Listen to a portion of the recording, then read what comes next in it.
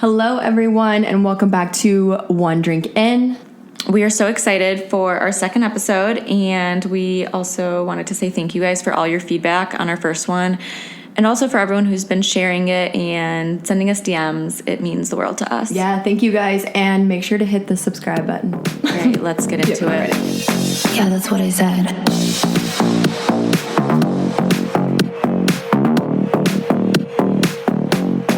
All right, Chloe, are you ready for Miami? Yeah. So, guys, we're going to Miami, getting away for a weekend. Yes. Going to visit our boyfriends.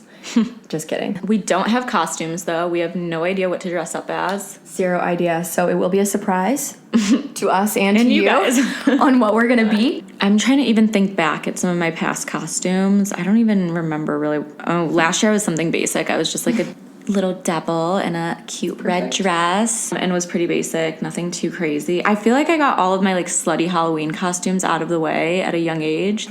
Wait, what were you? And by a young age, I mean high school. Just picture Mean Girls high school and Halloween. That was us. There was one year when we dressed up. It was a group of 8 of us. We dressed up as slutty nursery rhyme characters. So like the little corset dresses with thigh-high stockings. And we were like 15, 16 years old going to high school dressed like this. So embarrassing. What'd your parents think? Oh, they didn't know because I wore sweatpants and a sweatshirt and then changed in the car so that they wouldn't see my outfit. Sorry, Mom and Dad. I need photos of all this. We'll post our old Halloween costumes on our stories. Anyways, Chloe, what were you in the past? So last year, I just did like 70s glam. I actually ripped my pants in the middle of a club. Didn't great. even know it, and I just felt a slight breeze. Also, was a genie in a bottle one year in elementary school, I think it was. I went to a Catholic school, and Annie is the queen of Halloween costumes. She would make all my costumes, and so I was a genie in a bottle. Going to church in a crop top. Probably frowned upon now that I really think about it, but really, we started at a young age with the slutty costumes, and then I think my worst costume was probably the bunny costume that I ended up going cute and basic. Yeah, like you can get the visual. And I was talking to somebody. I ended up, hanging out with them that night and doing the walk of shame on the L the next morning in my bunny costume with this homeless man just staring at me from across the way. Halloween walk of shames are honestly So some of the worst. Yeah. Last year, actually, I was in LA. I was at a different point in my life, too. That was last year. But, like mentally, I had we were coming off the breakup and I needed to get out of Chicago and do something fun. So it was a nice little distraction, but definitely in a better place this year. You had just gotten out of a relationship.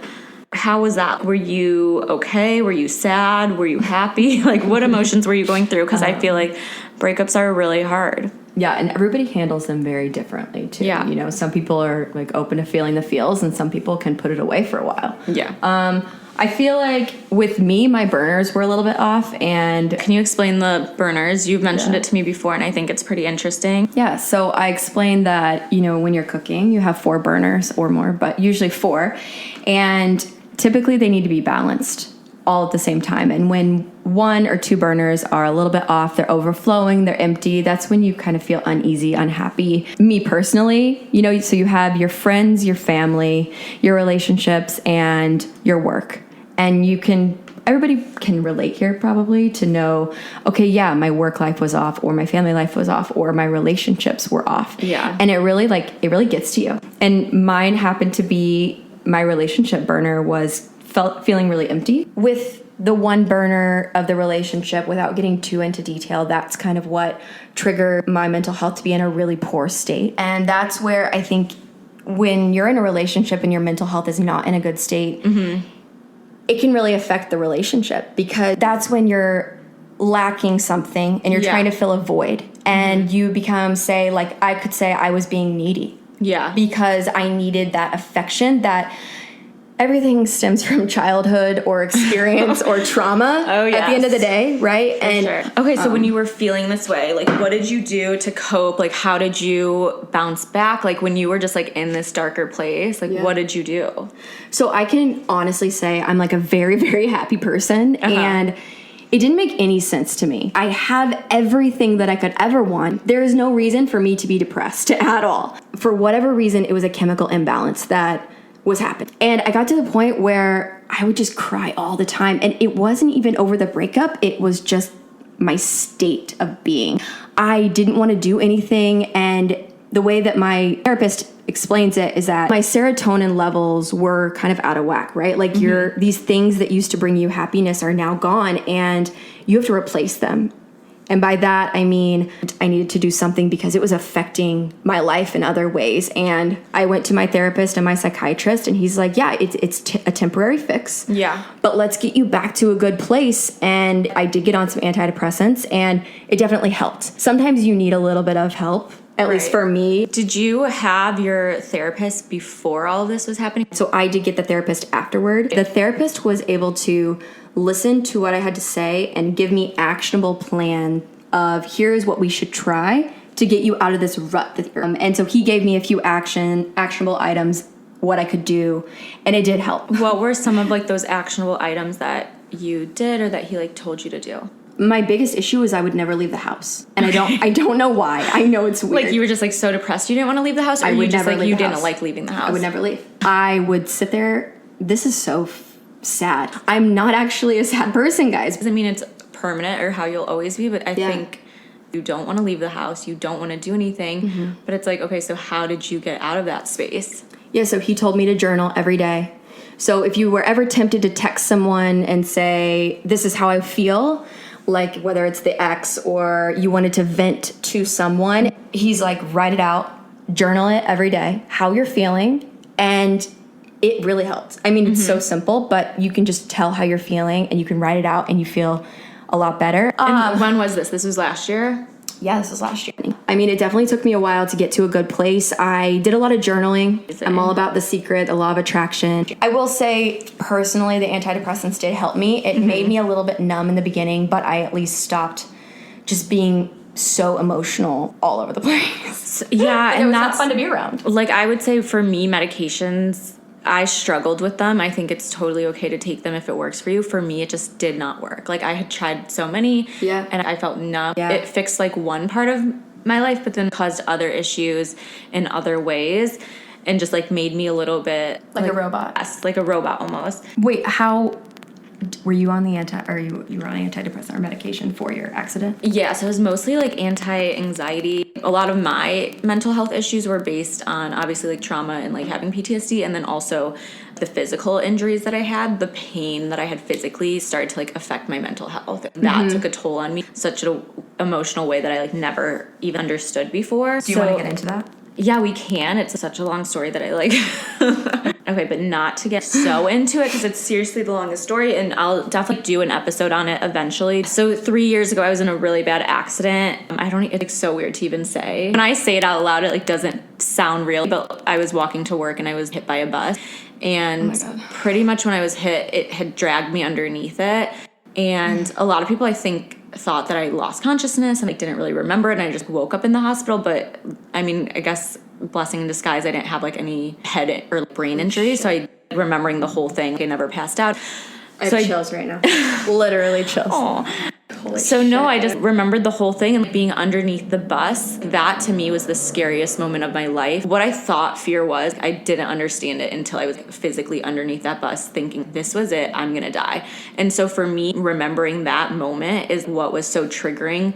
I would have like flashbacks to that. And so, I mean, obviously after that, I was in the hospital for a while. I was in a wheelchair and I had a lot of surgeries and injuries that I was dealing with. And so I think a lot of that was physical pain was really hard to just wrap my head around. Understanding, is this going to be permanent? Am I always going to have these, or is it going to go away? Like, when is it going to get better? And so that started to take a toll on my mental health. And then along with like the PTSD and all of that, it was just a combination of so many things. Because it broke your back, right? Sorry to I had spinal fractures, and then my pelvis was like completely, I guess, fractured open. It's so hard to explain. But so, I mean, and yeah, I spent a lot of time in a wheelchair not being able to do anything. And I felt like trapped almost. You lose your sense of purpose. You're not going to work anymore. So I just was in this like really dark place, but I was also on a lot of meds, and I was on a lot of painkillers, so like those were making me really high and happy. Yeah, and then I would like hard. suddenly get low and down again. So for that first year, like, it was such a blur, and I don't know how people even dealt with me. What gave you like motivation to move? So, well, I was very motivated to get out of my wheelchair. I will say that I was like, I will do anything to walk again, start doing all of that again. And since I wasn't going to work, I was only doing physical therapy. My only focus was getting better, pretty much. How do I eat healthy? What vitamins do I need to take? What do I need to do to get off all these meds? And so that's like when I started journaling, really practicing gratitude and just finding ways to kind of like deal with it in a healthier way, because I knew I wanted to get off these meds. I was on so many and I was like, there's no way all of this is like good for me. And I mean, obviously painkillers are like addicting, so I was like, I don't want to get to that point. Right. But I really wanted to get off of them, and I was really, really good about like self-care back then. We're and now just, under like, the self-help. How We're now did we under get the self-help here? category, just so we're really clear. Sorry, I didn't We mean to literally went interrupt from you like there. walk of shames We were to pulling on mental your heartstrings. health. Sorry Hi about that. guys, welcome to the podcast. So yeah, you're off these medication. How did you said you were journaling a lot?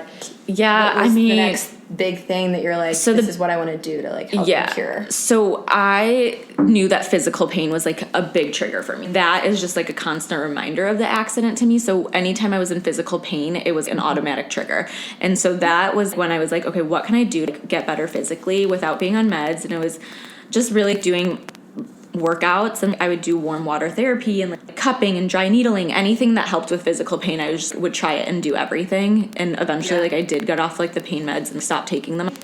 The other thing I was doing was going to a therapist. I would go once a week, I think, and that helped for sure. But I mean, for you, I mean, did therapy help a lot for you? Was that a big thing? It was just talking through. That was my thing, was like I just needed someone I could talk to without like judgment. and like I didn't want to burden everyone else. Yeah. Like, okay, I could go to her and like talk about it as much as I want, because it was something that was constantly on my mind. You're like, take my money, here are my feelings. Right, literally. So journaling, therapy. And then I went to the extreme. Okay, so during this time, the other thing that really motivated me was I just like listened to a lot of podcasts. I mean, I was home all the time, so What podcast did you like? Oh my god. Okay, so I really liked Tim Ferriss, Lewis Yeah, he's Howes. great. The Him and Her podcast was kind of my guilty pleasure one, but they also bring on a lot of really good guests, which brought me to, I think it was Aubrey Marcus, who Love. maybe had been the first one I really heard talk about it. I mean, I had heard about ayahuasca before, but it was through podcasts that I like really heard these big people talking about it, and I got very into it, and I was like, I'm gonna do ayahuasca. I need this. It's gonna. What is ayahuasca? So it's like a tea. Like I keep hearing about it. I know. But I don't it was like actually this know, sacred what it looks ritual like. that they used to do that was supposed to have like these healing powers. So it's like you trip. Yeah, it's Or like like it's like a drug, pretty much. Okay. I'm like, paint the picture. But like here not. for I me. mean, it kind of makes you like hallucinate a little. I mean, everyone's experience is different, but it's supposed to be really healing for people who've done like had anything like traumatic. There's like a lot of different reasons people would do it. For me, it was like mostly just to deal with the trauma and like experience that. So I made it like a goal for me that I'm gonna go to Peru and go and find a shaman and do ayahuasca. You literally just went to Peru for this? That was like the only reason I went to Peru. I would not have gone to Peru if it wasn't for ayahuasca. And you went alone? Yeah. That's terrifying. Yeah, that was my birthday present to myself last December. So it was like a retreat? Yeah, Kind of, or what? you can do like a retreat. I didn't do a full week there. I just did like Okay. one night there and then made a trip out of it and just explored other parts of Peru. We should get into like what that experience was like. But Ayahuasca. do you want to get into it now or like do it later? Yeah, I'll definitely talk about that eventually. But I mean, Okay, I cool. loved that experience and I would do it again. I kind of want to do it. You should. Well, I don't know. But you I have to shouldn't be tell like you at to a do it, certain place with a shaman. You can't just like do it at your house, right? Yeah, I don't think it's legal in the U.S. So we're talking about doing illegal things. This is episode 2 of Welcome. doing illegal things. Yeah, I mean it's legal in Sorry, Peru. guys. Okay. But yeah, so I did that, and then that like was helpful in certain aspects of my life and just things that I was dealing with. But I'm just one of those people who's like very open to trying anything. I'm very woo-woo, and you're kind of the same way, right? Yeah, we're both like, woo-woo. whatever is going to help at this point. Yeah, Let's do I'm it. into all of that. But I think it's just like finding what works for you and knowing that it's okay whatever you're going through, and that most likely other people are dealing with the same thing. It's just not as talked about as much. No, and now we're it's open kind of about it. Yeah, we are. But now I think people are getting better about talking about mental health. I think It's hard to talk about yeah. because you don't like. And people when get you're on embarrassed, social- I think. Like when you're on It's like social a media, stigma, but right? It's a highlight reel. And so Yeah. you see everyone that's super happy, and there's a lot more going on behind the scenes. Right. And I think probably we just see the happy reels and Yeah. not necessarily the depressed reels. Okay, holy shit, you guys. We just went off on like a total tangent there. But I mean, it is Mental Health Month, so that could be our time. So hopefully this helped. Yeah, hopefully we didn't. Also, thanks for listening to our therapy session. Okay, you guys, before we wrap up, we are going to answer some questions that we got sent in last week. So, Chloe, do you want to go through the question? Yeah, so the first question was regarding virtual dating. Now that we're all single and dating online or through dating app. Okay, so the question is, would you rather be flown out to his city For first date? for a first date? Okay. Or would you rather him come to your city so that you're more comfortable and in your territory? What are the expectations? Ooh, okay. This is interesting to me because when I got flown out, a lot of people were like, he should be coming to you. Like, why are you going to a man? Like, he needs to come to you. And I was like, what? No, I want someone to fly me out. Yeah. Okay, then if I'm getting flown out there, what are the expectations?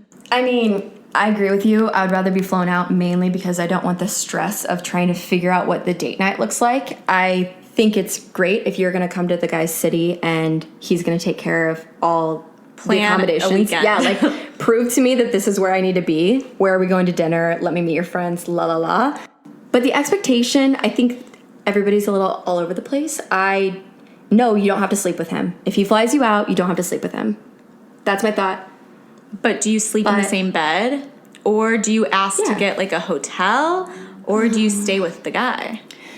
Yeah, this is interesting. I mean, I guess it's whatever you're comfortable with. If I'm flying out, I'm into him. I'm into him enough where we've been talking enough where there's like chemistry and you want to be in the same apartment as him, maybe same Like, bed. it's nice if they have, again, to the point, a second bedroom so you can get ready and everything in there. Wow, these are big ballers all of a sudden. I mean, I get it. I don't think...